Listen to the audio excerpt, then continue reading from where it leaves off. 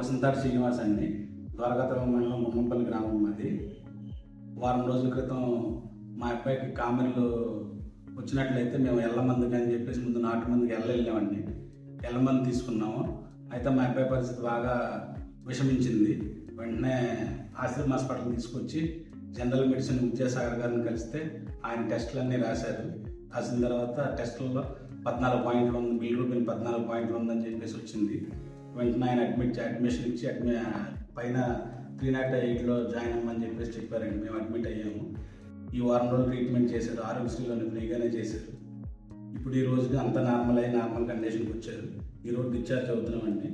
ఇంత మంచిగా చూసిన మన ఆశ్రమ యాజమాన్యానికి డాక్టర్ విద్యాసాగర్ గారికి నా హృదయపూర్వక కృతజ్ఞతలు.